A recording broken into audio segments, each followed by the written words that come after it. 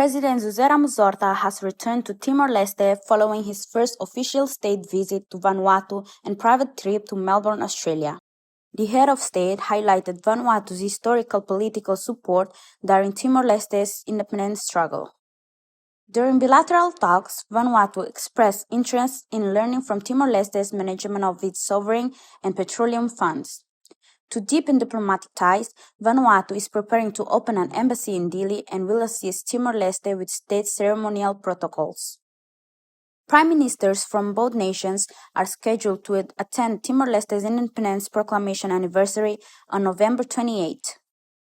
The president also praised regional healthcare collaboration, noting the work of Timorese eye specialists in Papua New Guinea before concluding his trip in Melbourne with the successful gathering of the Timorese Chinese community.